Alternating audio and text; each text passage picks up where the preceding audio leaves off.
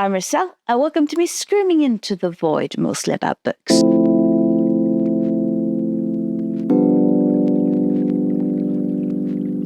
I am doing Criminology's Read What You Own challenge, where my husband has picked out 100 books that we had on our shelf, wrapped them up, and then I'm picking them one at a time from this little jar.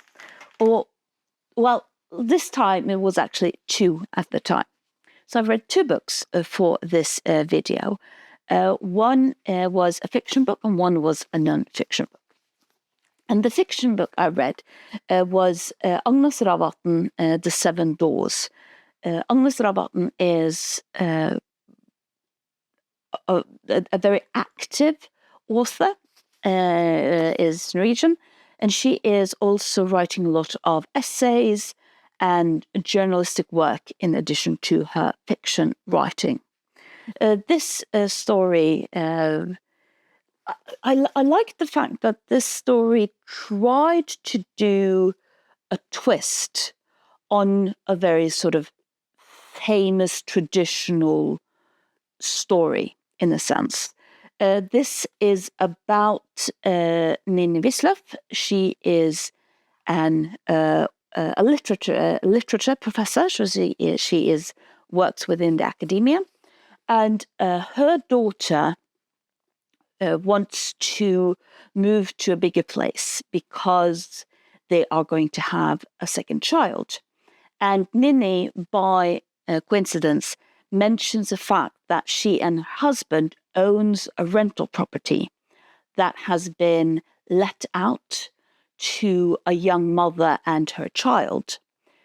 And the daughter, who is very out there, takes place, here I am, drags her mother, so Nini, to see this rental property, confusing this young mother immensely of what is going on here.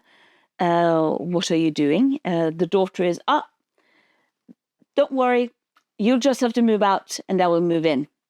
And it's going to be fine. This is a wonderful house. I'm so glad that my parents own this house.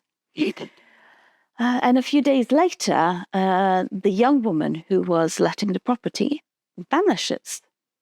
And Nini, Elenina, who is sort of has a lot of guilt over the fact that her daughter just, in essence, kicked out this single mother and her young child, gets a lot of guilt for the fact that she just has vanished. So she decides to figure out what has happened to this young woman.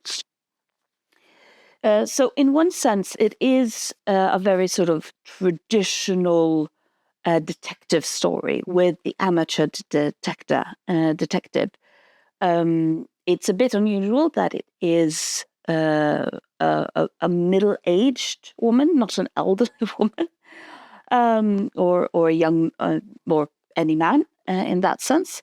And it does try to do something, in one sense, a bit different with it, in regard to it's a bit weird to talk about it because I keep mixing up my words.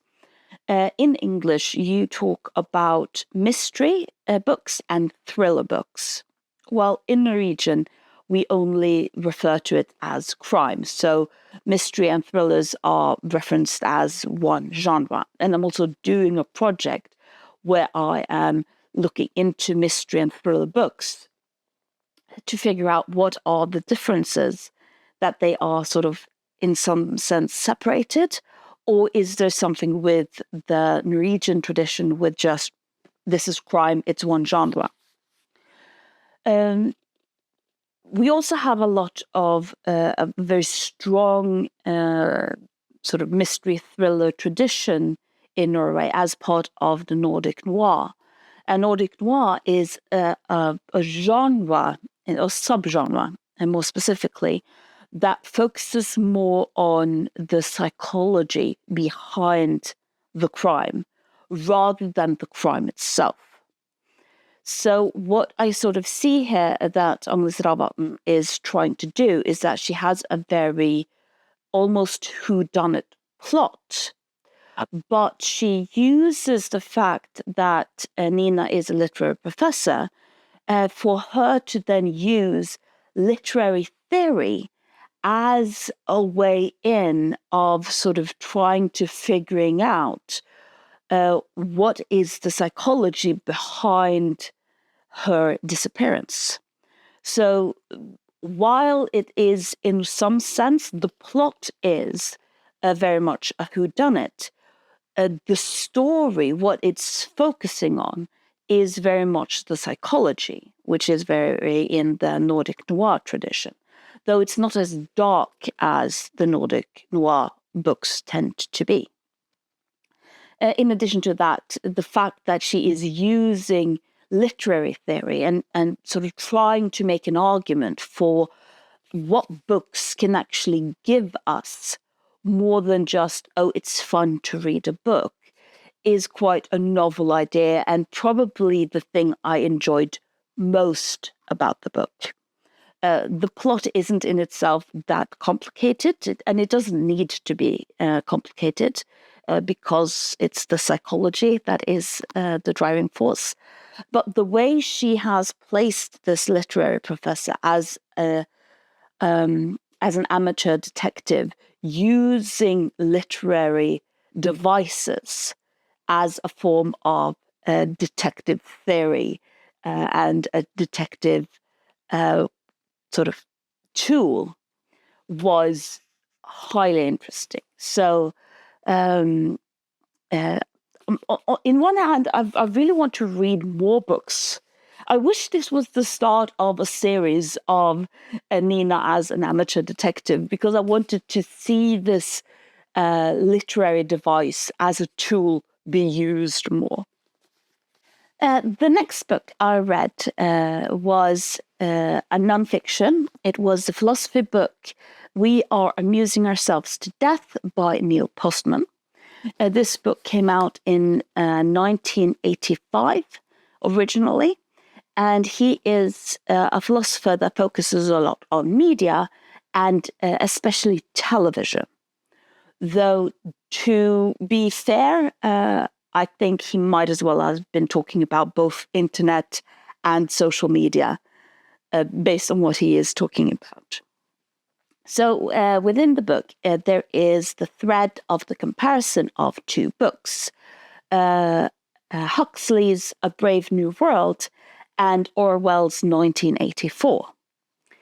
And what they are using these two books to talk about is that in 1984, with Orwell, he writes about a world that has lost its power. The authoritarians have won, but the authoritarians have won by seizing power, by going in and taking power. And so personally, if you're going to discuss 1984, that is something you probably can talk a bit more nuanced about. But in this book, that is how 1984 is presented. And then you have A Brave New World by Huxley. And in Huxley, authoritarians have also taken over the world. But rather than authoritarians having taken the power, but the people there have simply given it away because they are amusing themselves to death. So this is sort of the thesis that Neil Postman is discussing in this book, is the lack of power that people are willing to give away simply because it's fun. And while I mean that, I don't mean necessarily that it's fun to give power away. I mean the fact that it is very difficult to be a democratic citizen. It is difficult to be well-informed. It is difficult to have an opinion, and it is difficult to have to live with the consequences of the opinion. It is so much easier to just sit down and watch a television program or doom scrolling, as he will probably say today. In addition to that, what I really liked with the way he is arguing for it is that he referenced a lot, not directly but indirectly, in the way that the medium is the message. So he, for example, talks about the difference with the written medium that gave you the opportunity to think critically, that gave you the opportunity to read something, to reflect on it, and then present your counter-argument in written form. While on television, as a medium, you're not really allowed to do that because thinking is not entertaining.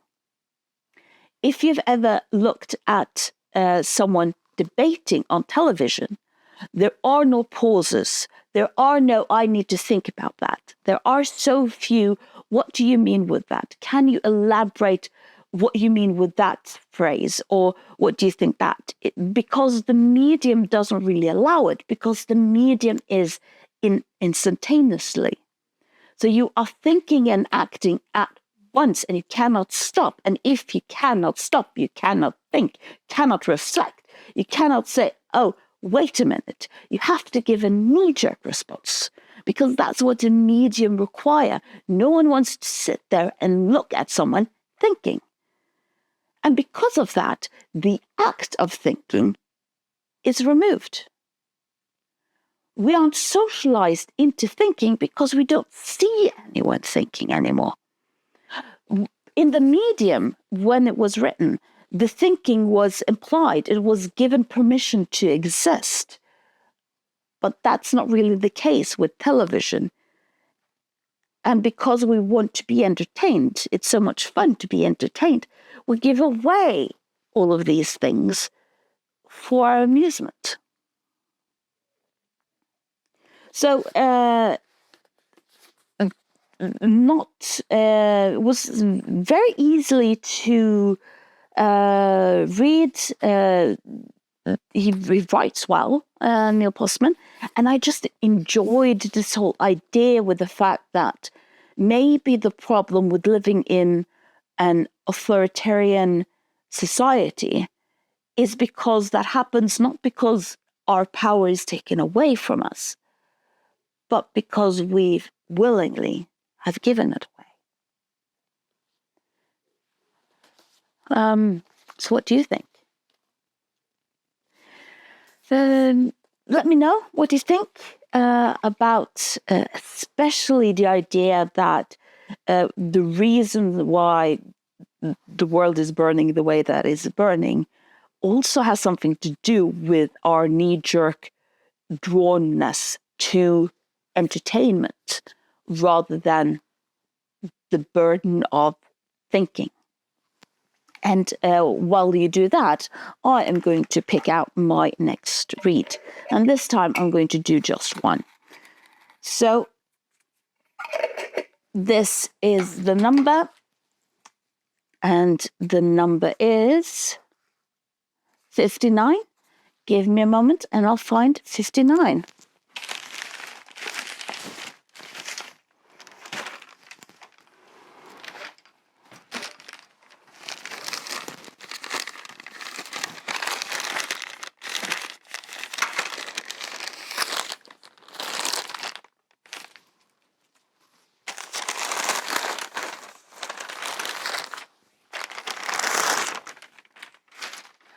Oh, more graphic novels.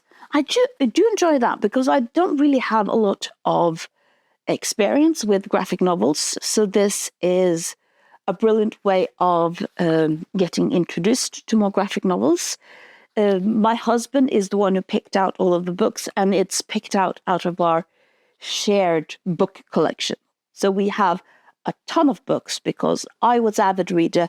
He is an avid reader. Okay, I am an avid reader. He is an avid reader. And then we merged our two quite large book collections into a humongous book collection. And I love it.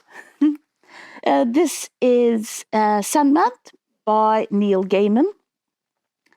Again, he picked out all of these books before Neil Gaiman was exposed for what he was, but not focusing so much of that. And I'm not saying we shouldn't, but there is something with the Sandman being such a cultural icon that it is going to be interesting to actually have some kind of knowledge of that story. So that's my next read. Subscribe if you want to know what I think. And thank you for listening to me screaming into the void.